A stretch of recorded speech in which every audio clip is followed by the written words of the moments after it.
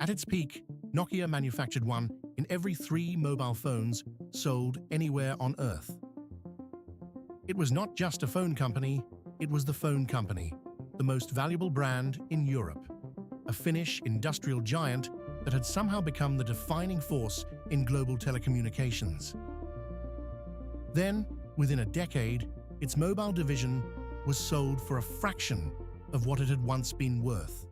The empire did not fall because of one bad product launch. It did not fall because of a single, reckless decision.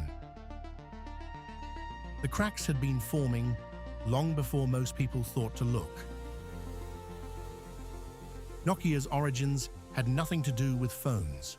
Founded in 1865 as a paper mill on the banks of the Nokianvirta River in Finland, the company spent over a century reinventing itself. It moved through rubber manufacturing, cable production, and consumer electronics before landing, almost by accident, in telecommunications. By the late 1980s, Nokia was making a calculated bet on mobile networks and handsets at a time when the market barely existed. The timing was not luck. Finnish telecom deregulation and early Nordic mobile standards gave Nokia an operational environment that sharpened it before global competition arrived. The breakthrough came in the 1990s.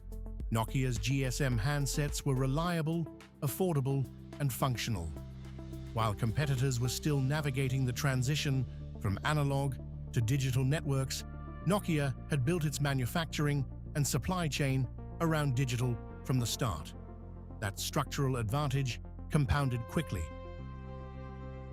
By 1998, Nokia surpassed Motorola to become the world's largest mobile phone manufacturer. The flywheel accelerated. Higher volume drove lower component costs. Lower costs allowed more competitive pricing. More competitive pricing drove higher volume. Nokia's logistics and manufacturing efficiency were genuinely world-class. Its brand carried aspirational weight in markets from Helsinki to Mumbai to São Paulo. At the peak of its mobile dominance in the mid-2000s, Nokia held approximately 40% of the global handset market by unit sales. In some quarters, that figure climbed higher. Its Symbian operating system, jointly developed and eventually managed through a consortium with other manufacturers, ran on hundreds of millions of devices. The revenue, the market capitalization, the brand recognition, all pointed in one direction. Nokia looked permanent. But permanence in technology is an illusion manufactured by momentum. The hidden crack in Nokia's empire was not technical incompetence. Nokia's engineers understood smartphones before most consumers knew the word. Internal concept devices from the early 2000s demonstrated touchscreens, app ecosystems, and internet connectivity that would not reach the mass market for years. Documented internal research confirmed the company had seen the future with reasonable clarity. The problem was organizational and structural. Nokia had built itself into an extraordinarily efficient hardware manufacturing operation. Its entire culture, its incentive structures, its leadership metrics, its supply chain relationships, all were calibrated around shipping physical devices at scale and at margin. Software was secondary. Software was support. Symbian, the operating system that ran Nokia's most advanced devices, was never designed for the kind of platform Nokia would eventually need to compete against. It had been built for the constraints of early mobile hardware: limited memory, limited processing power, limited battery. Engineering around those constraints created technical debt that grew more expensive to service every year.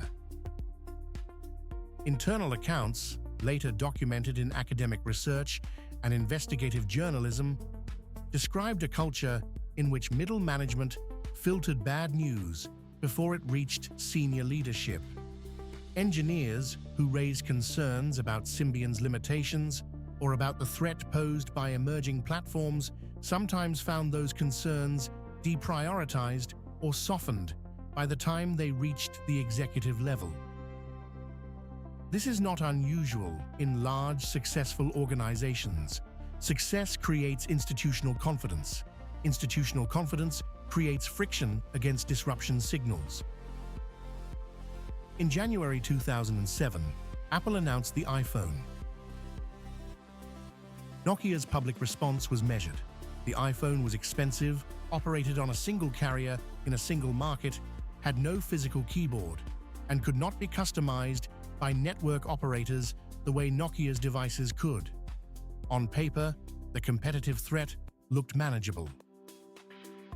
But the iPhone did not compete on Nokia's terms. It redefined the terms entirely.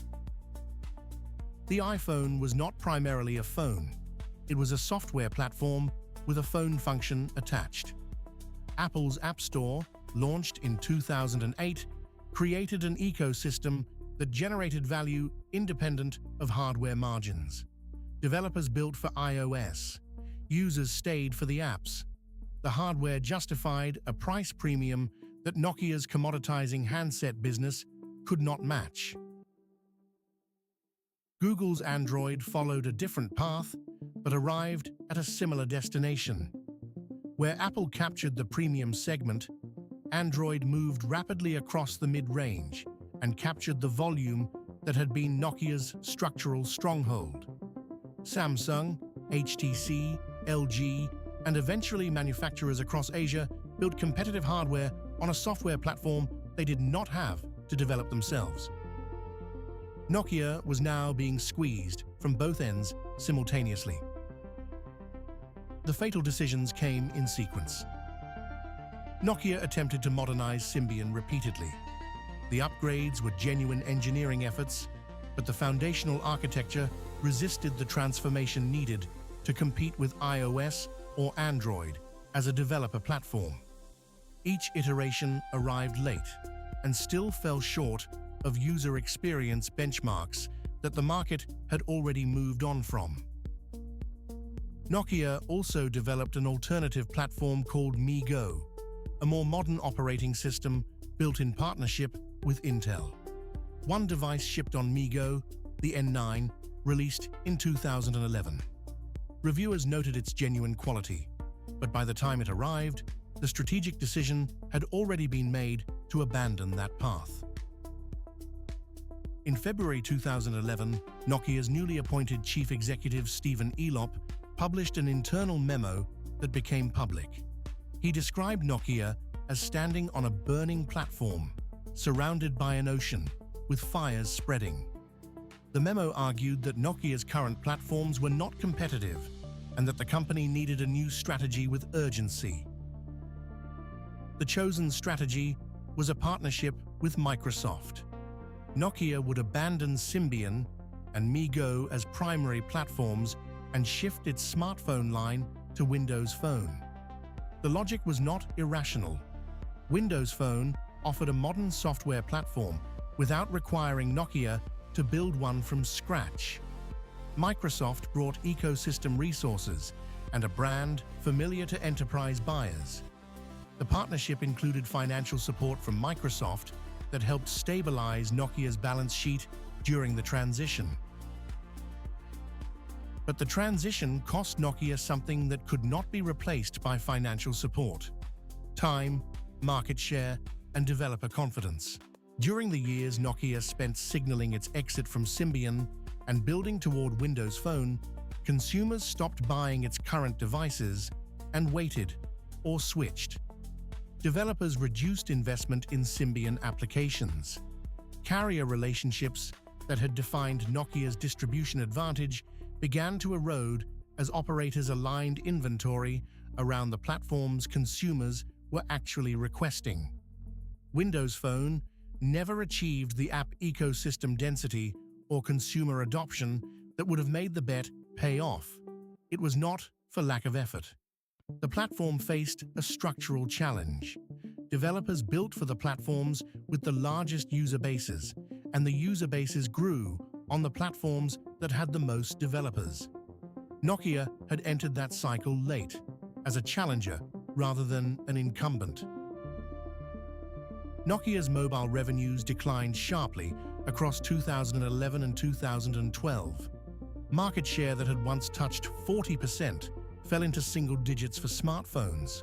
The company reported significant losses in its devices and services division. Credit rating agencies downgraded Nokia's debt. In September 2013, Microsoft announced the acquisition of Nokia's devices and services business for approximately 5.44 billion euros. For context, Nokia's market capitalization had exceeded 250 billion euros at its peak in 2000. Microsoft's Nokia handset business struggled to gain traction and was largely written down within 2 years. The mobile platform that had once commanded nearly half the global market had effectively ceased to exist as a competitive force. Nokia itself survived.